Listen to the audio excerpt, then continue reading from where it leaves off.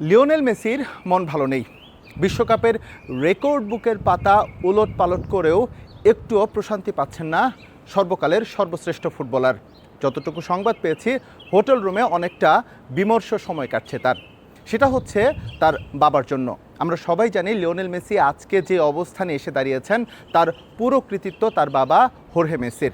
একেবারে নিউওয়েল old বয়েজে join করার আগে যে স্থানীয় একটি ক্লাবে খেলতেন, বলা হয়ে থাকে সেই ক্লাবের কোচ ছিলেন লিওনেল মেসির বাবা। পরবর্তীতে বার্সেলোনার সঙ্গে চুক্তি এবং তার আগে লিওনেল মেসির যে হরমোনাল ট্রিটমেন্ট, দরিদ্র হওয়ার পরও লিওনেল মেসির বাবা তার পুত্রের চিকিৎসার জন্য কোনো কার্পণ্য করেননি। সেই বাবা যখন অসুস্থ, স্বাভাবিকভাবেই পুত্র হাসি খুশি থাকতে পারে না, সেটা খুবই স্বাভাবিক বিষয়। সেটাই হয়েছে লিওনেল মেসির বেলায়। কারণ লিওনেল মেসির বাবা গেল জানুয়ারি থেকে অসুস্থ, মাঝখানে তাকে হসপিটালাইজড করা হয়েছিল এবং এখন পর্যন্ত সেখান থেকে কোনো সুসংবাদ বা খুশির সংবাদ আসেনি। আর তাই সময়টা বেশ বিমর্ষ কাটছে লিওনেল মেসির।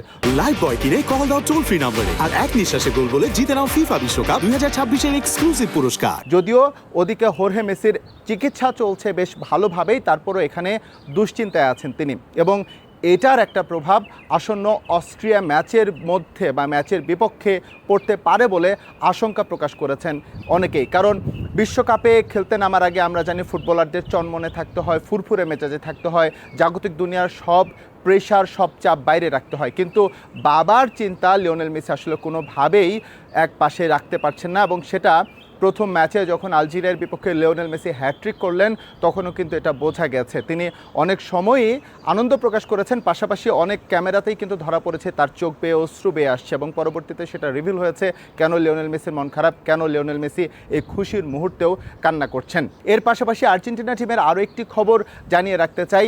আলজেরিয়া বিপক্ষে ম্যাচে আর্জেন্টিনা ফুটবল টিমের লেফট ব্যাকের একমাত্র অপশন অর্থাৎ লিওনেল স্ক্যালোনির কাছে শুধুমাত্র সিঙ্গেল অপশন ছিলেন ফাকুন্দো মেডিনা।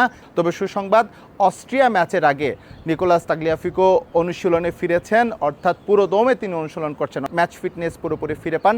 তাহলে অস্ট্রিয়ার বিপক্ষে ম্যাচে তাকেও ম্যাচ টাইম দেবেন লিওনেল স্ক্যালোনি বা টিম ম্যানেজমেন্ট, এমনই আভাস পাওয়া গেছে। মোটা দাগে এখন পর্যন্ত আমরা চলে এসেছি আর্জেন্টিনার যেই বিশ্বকাপের সেকেন্ড ম্যাচ ভেন্যু টেক্সাসের ডালাসে। এখানে আর্জেন্টিনা অস্ট্রিয়ার মুখোমুখি হবে, কিন্তু দল কিন্তু এখন অবস্থান করছে ক্যানসাসে। সেখানে রয়েছে তাদের বেস ক্যাম্প, সেখানেই প্রথম দিনটা তারা রিকভারি সেশনের মধ্যে ছিল। অস্ট্রিয়া ম্যাচের আগে পুরোপুরি প্রস্তুত হয়ে যেই ঘাটতিটুকু ছিল সেই ঘাটতিটুকুও পূরণ হয়ে যাচ্ছে, কিন্তু শঙ্কার খবর শুধুমাত্র ওই একটাতেই থেকে যাচ্ছে।